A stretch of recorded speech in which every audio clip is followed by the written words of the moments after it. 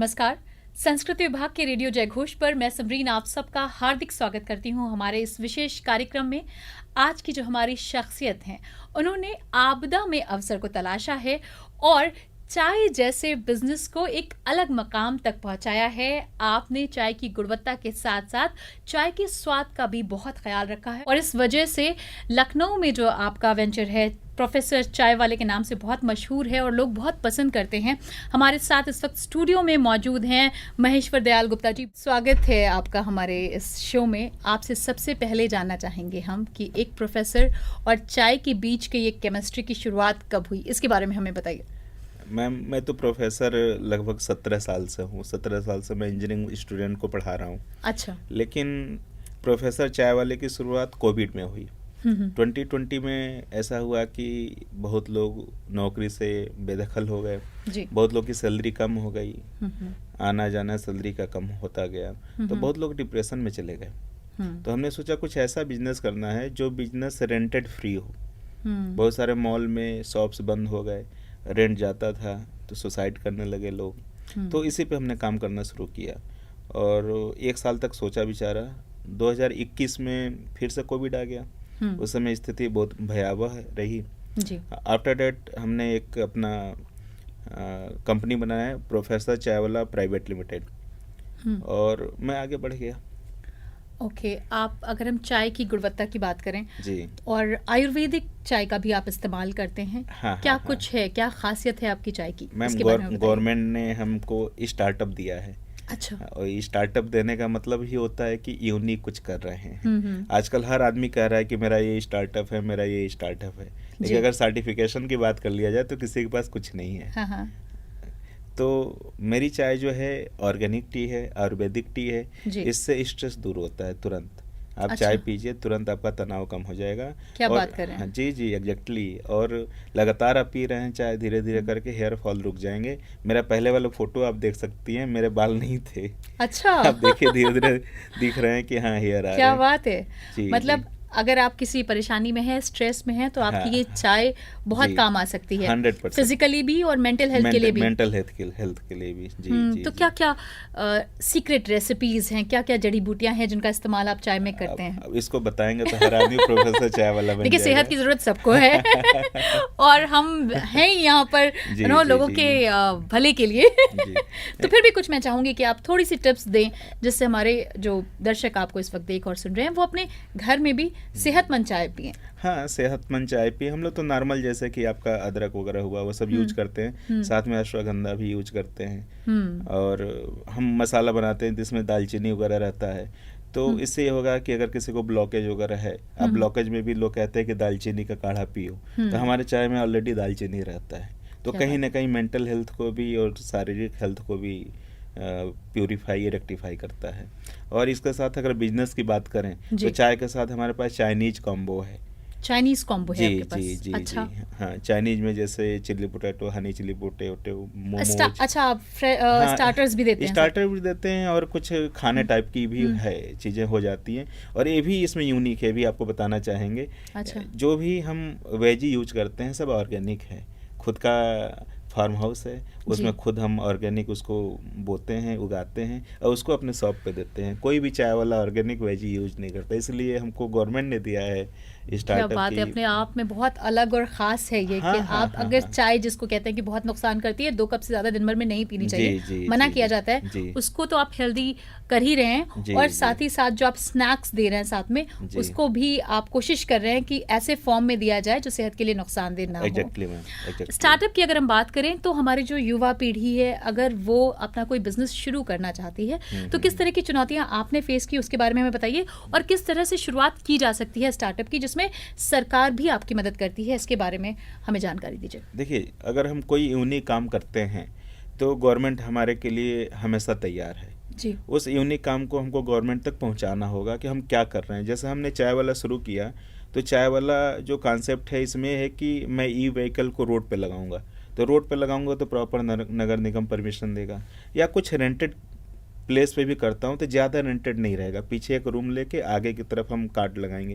Card जो मेरा है ई रिक्शा पे बना हुआ है, कोई भी गवर्नमेंट को, कोई भी पब्लिक को पॉल्यूशन नहीं दे रहा है, एटमॉस्फेयर को सही रख रहा है, साथ में उस पर सोलर इंस्टॉल है, तो सोने पे सुहागा हो गया। क्या बात है। तो मतलब कहीं भी हम किसी को भी दिक्कत परेशानी नहीं कर रहे हैं। तो यही गवर्नमेंट को लगा कि इनका कुछ यूनिक है, तो उन्होंने हमें स्टार्टअप दिया। जब स्टार्टअप दिया तो उसके बाद से बहुत सारे इनक्यूबेशन सेंटर में आपको इनक्यूबेट होना पड़ता है। तो लखनऊ में आपका एकेटिव कलाम इनक्यूबेशन सेंटर है जानकीपुरम में, आप उससे इनक्यूबेट हो जाएंगे तो आपको कुछ फाइनेंशियल सपोर्ट भी गवर्नमेंट से मिलेगा, like marketing support, like staff का सपोर्ट, लाइक मैनेजर की सैलरी, या कुछ लॉसेस भी जा रहे होंगे तो गवर्नमेंट आपको प्रॉपर सपोर्ट करता है, जो हमें भी कर रहा है।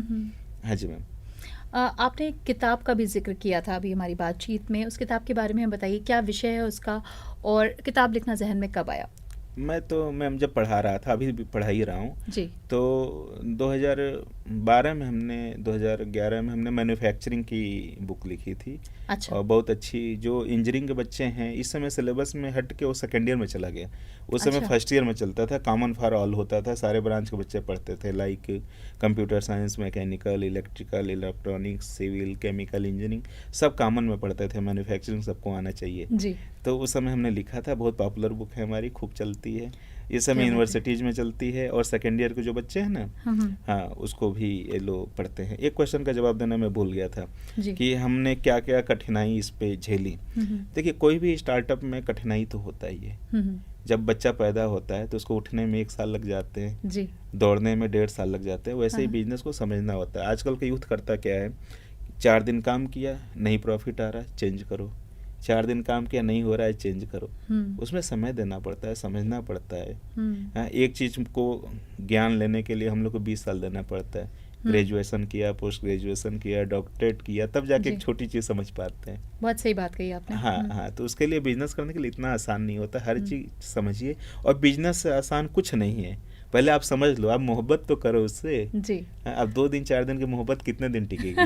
ये बात तो आपने बिल्कुल सही कही कि आपको अगर फायदा लेना है तो आपको नुकसान और झेलना पड़ेगा जी, उठाने की आप में हिम्मत होनी चाहिए। जो नुकसान और रिस्क उठाता है जी, मतलब भगवान उसी का मुकद्दर भी लिखते हैं, और वही असली हकदार भी है पैसा कमाने का जी। हाँ, सब लोग हकदार नहीं है पैसा कमाने का, कि और पैसा के लिए थोड़ी सी तो परेशानी झेलनी ही पड़ती है। ये जो आपने अलग तरह की चाय और उसकी गुणवत्ता मेंटेन की है, ये आपकी अपनी है या फिर पारंपरिक जो चाय हमारे आयुर्वेद में थी उनसे आप इंस्पायर्ड हैं? उनसे ही है। अच्छा। जो पारंपरिक आयुर्वेद में चाय थी उसी को मैं पब्लिक में लेके आ रहा हूँ। आपने उस पर रिसर्च करी? जी, उसी पे हमने काम किया, और हमने ये भी एक देने के लिए कोशिश की, जैसे प्रोफेसर नाम है, प्रोफेसर चाय वाला, तो थोड़ा सा कैची नाम है। अब बहुत लोग सोचते हैं कि है क्या, या प्रोफेसर है भी कि नहीं है, कहीं से निकाला गया तो नहीं है। उसके लिए मैं जानकारी आपको दे रहा हूँ। मैं आज भी वर्किंग प्रोफेसर हूँ, मैं पढ़ाने के बाद आपके स्टूडियो में आया हूँ। मैं आपका विषय जानना चाहती हूँ कि आप एज ए प्रोफेसर किस सब्जेक्ट को पढ़ा रहे हैं? अलग अलग सेम में, अलग अलग ईयर में अलग अलग सब्जेक्ट मिलते हैं। अच्छा। फिलहाल में मैं रिन्यूएबल एनर्जी रिसोर्सेज पढ़ा रहा हूँ। अच्छा। हाँ, लास्ट ईयर में मैं एंटरप्रेन्योर पढ़ाया था। एंटरप्रेन्योर यही है जो मैं कर रहा हूँ, प्रोजेक्ट चाय वाला। हाँ, ये भी सब्जेक्ट पढ़ाता हूँ, मैन्युफैक्चरिंग पढ़ाता हूँ, मटेरियल। कितने स्टूडेंट्स आपसे इंस्पायर होके बिजनेस उन्होंने शुरुआत की? बहुत करते हैं। अच्छा। एक्चुअली मेरे आते हैं आपके पास सलाह लेने के लिए? बहुत आते हैं। अच्छा। सलाह लेते हैं, मैं उनको पूरा समझाता हूँ जी। हाँ, बहुत सारी चीजें से। कोई एक उदाहरण जो आप देना चाहें, आपको देखा, आप उनके रोल मॉडल बने और फिर उन्होंने आपको देखकर स्टार्टअप किया हो? मैं तो एक उदाहरण क्या, मैं कई बता दे रहा हूँ। जैसे भवानी बाजार पे मेरी शॉप है, जानकीपुरम एक्सटेंशन पे। तो जब मैं शुरू किया तो अभी लास्ट ईयर नवरात्रि के लास्ट वाले दिन 2020 में अप्रैल में चालू किया था। 9 अप्रैल एग्जैक्ट डेट है। अच्छा। तो वहाँ पे कोई चाय वाला नहीं था। अगल बगल मेरे स्टूडेंट जिसको मैंने BBAU में पढ़ाया था, सेंट्रल गवर्नमेंट यूनिवर्सिटी में, वो मेरा देखा देखी खोल दिया। जब लॉस में जाने लगा तो मेरे पास आया कि सर आप हमें समझाइए क्या करना है, क्या गलती कर रहा हूँ। हाँ, क्या गलती कर रहा हूँ। तो मैंने उसको समझाया, अब जाके वो लाइन पे आ गया है। क्या बात है। वहीं पे अच्छा, क्यों जरूरत लगी आपको कि आपको चाय ही आपने चाय का बिजनेस स्टार्ट किया? जी। बहुत सारे और ऑप्शंस थे। जी। आपको क्या लगता है ये जो ठेले पे चाय मिलती है, मैंने इसके बारे में कई चीजें जो ड्रॉबैक्स हैं इसके, एक तो ये एल्युमिनियम में बनती है, फिर एल्युमिनियम खुरचा जाता है, फिर कहते हैं कि कई बार चाय की पत्ती का इस्तेमाल होता है, उसकी गुणवत्ता का ख्याल नहीं रखा जाता है। बिल्कुल। आपने चाय के ही बिजनेस को क्यों ऑप्ट किया? मैम देखिए, हमें एक मैसेज देना था जी। सोशल को, वही नाम की मैं आपसे चर्चा कर रहा था, प्रोफेसर चायवाला प्राइवेट लिमिटेड। ये प्रोफेसर कैसा है? और दूसरी चीज़, मैं खुद जो भी बिजनेस करता हूँ उसमें लग जाता हूँ। मैं पढ़ाने के बाद से कई बार होता है मैं शॉप पे मिलता हूँ, 99% मिलता हूँ। अच्छा। कभी यहाँ कभी यहाँ कभी यहाँ कभी यहाँ, सब चीज़ ऑडिट चला करता है, ऑडिट चलता है, लुक आफ्टर करता हूँ, कभी टेस्ट करता हूँ कि क्वालिटी मेंटेन हो रही कि नहीं हो रही है।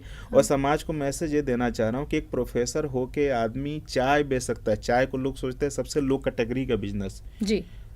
तो एक पढ़ा लिखा आदमी अगर नौकरी नहीं है तो एक ही ऑप्शन नहीं है कि सुसाइड कर ले जी। उसके पास ऑप्शन है कि अगर पैसा नहीं है तो 5,000 में ठेला चालू करके सब्जी बेचे। सब्जी बेचना छोटा चीज थोड़े है। अब 1,000-2,000 रुपए का सब्जी लाइए, धोलिए, पोछिए और नीट एंड क्लीन करके उसको शाम को 5,000 में आप बेच लेंगे। भाई जब सब्जी हम खरीदते हैं, जैसे नेनुआ की बात करें तो 5 रुपए किलो है जो किसान से लेते हैं, और मार्केट में आपको 40 से कम नहीं मिलेगा, 10 रुपए पाव। तो आप देखिए धन कितना गुना हुआ एक दिन में जी। तो कोई भी बिजनेस छोटा बड़ा नहीं होता, उसको सोचने की जरूरत है। और एक वर्किंग प्रोफेसर रोड पे खड़ा होकर चाय बेच सकता है तो सुसाइड करना ही ऑप्शन नहीं होना चाहिए। आपने तैयारी किया, 2 साल 4 साल समय दिया, कुछ नहीं बन पाए तो आप अपने आप को सही से रिसेप में लाइए और छोटा मोटा बिजनेस करिए। बहुत लोग कहते हैं पैसा नहीं है, बिजनेस हम कैसे करेंगे?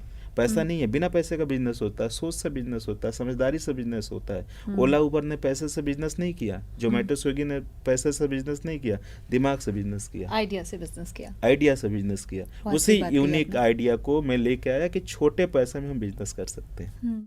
महेश्वर जी, मैं एक सवाल आपसे पूछना चाहूंगी कि आपके जहन में आया चाय का बिजनेस और आपको लोकप्रियता धीरे धीरे हासिल हुई। हाँ, शुरुआती दौर में क्या चुनौतियां रहीं और क्या गलतियां हैं जो शुरुआती दौर में लोग करते हैं और नुकसान उठाते हैं? शुरुआती दौर में ये होता है कि आदमी को समझना पड़ता है क्या है बिजनेस।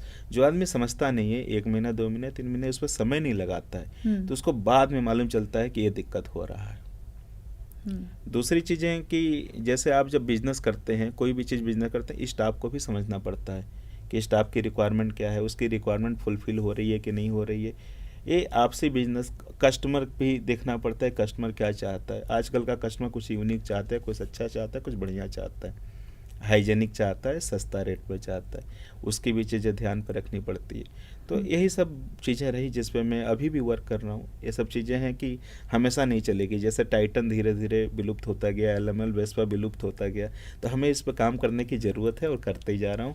और आज के डेट में है कि बहुत बढ़िया मैं अपनी शॉप चला रहा हूँ। जो भी चीज़ें हैं, जहाँ जहाँ मेरी आउटलेट है, सब ग्रीन पे आ गई हैं। शुरुआती 6 महीना बहुत लॉस में चला जी, धीरे धीरे लॉस कवर हुआ, अब ब्रेक इवन टूटा, क्योंकि वर्कर की सैलरी बहुत होती है। एक शॉप आप खोलिए, 5-6 वर्कर रखिए तो 50-60 हज़ार रुपये का फिक्स है कि सैलरी देना ही है, प्लस रेंटल हो गया। तो ब्रेक इवन तोड़ने के लिए 10-12 हज़ार का सेल होना चाहिए, तब आप लॉस में नहीं जाओगे जी। धीरे धीरे आपकी सेल बढ़ेगी, वैसे ही कच्चा बिजनेस में प्रॉफिट जनरेट होता है। ये तो बातचीत हुई एज अ बिजनेसमैन जी। अब चूंकि लखनऊ है और सब जानते हैं कि लखनऊ में चाय के जो लवर्स हैं, टी लवर्स हैं, वो बहुत हैं। ऐसे में क्या होता है कि कभी कभी हम ऐसे ठेलों पे भी चाय पी लेते हैं, ऐसी जगह पे भी चाय पी लेते हैं जो हमारी सेहत के लिए बहुत नुकसानदेह होता है। तो वो जो टी लवर्स हैं उनको चाय पीने से पहले क्या क्या ऐसी बातें हैं जो नोटिस करनी चाहिए और साफ उसके लिए कह देना चाहिए कि ये आप प्रिकॉशन करेंगे तो आपके यहाँ से चाय ली जाएगी, या इन चीज़ों का आप ख्याल रखें तो आपके यहाँ से चाय ली जाएगी? उनको तो हाइजीनिक चीज़ तो देखना चाहिए। जहाँ से हम ले रहे हैं वहाँ पे मक्खियाँ ना हो, गंदगी ना हो, जिससे जो बना के हमें दे रहा है वो मटमैला ना हो, गंदा कपड़ा ना पहना, देखने में नहाया धोया हो, साफ सुथरा हो, ग्लव्स टोपी पहना हो, हाइजीन मेंटेन करे तो चीजें नुकसान नहीं। पेपर कप का बहुत चलन है। हाँ, उसको रिप्लेस कर सकते हैं कुल्हड़ के साथ। हम लोग कुल्हड़ में ही देते हैं। एल्युमिनियम का जो बर्तन होता है वो हम सब जानते हैं कि आजकल जो रिसर्च आई है उससे ये साफ जाहिर है कि वो बहुत नुकसान करता है। तो ये छोटी छोटी बातों का हम ख्याल रखकर अपनी सेहत का भी ख्याल रख सकते हैं और साथ ही साथ चाय से जो हमारी मोहब्बत है उसको भी जारी रख सकते हैं। और चाय पत्ती भी रिपीट नहीं होना चाहिए, जैसा आपने भी कहा था जी। एक बॉयल के बाद फिर उसको हटा देना चाहिए, उसकी कोई जरूरत नहीं कि रिपीट करें। महेश्वर जी, एक बहुत कॉमन सी बात जो मेरे जहन में आती है कि बिजनेस कई लोग शुरू करते हैं लेकिन ब्रांड जो है वो बहुत कम लोग बन पाते हैं। आप आज लखनऊ में एक ब्रांड की तरह है प्रोफेसर चायवाला। आपने क्या टेक्निक्स, क्या टैक्टिक्स इस्तेमाल की अपने नाम को ब्रांड बनाने के लिए? मैम, जो भी आपके मार्केटिंग टूल है मैं वही पढ़ाता हूँ एंटरप्रेन्योर जी। तो उसमें मार्केटिंग टूल के थोड़ा बहुत जानकारी है, जैसे कि सर्च इंजन ऑप्टिमाइजेशन, अपनी विजिबिलिटी दिखाना, फेसबुक इंस्टा प्रमोशन कराना, लोगों को टी शर्ट बांटना, ई रिक्शा में कवर लगवाना, कैंपेन चलवाना, ऐड चलवाना, गूगल ऐड चलवाना, इंस्टा ऐड चलवाना, वो सब चलती रहती है। एक हमने एक छोटा सा सिस्टम बना लिया है, डिजिटल मार्केटिंग की टीम। वो टीम दे आर मतलब डूइंग सच अ थिंग, सब उनको मैं बता देता हूँ, बाकी वो अपने ज्ञान बुद्धि विवेक से करते हैं, उनका वही काम ही है करना। अच्छा। जी जी जी जी।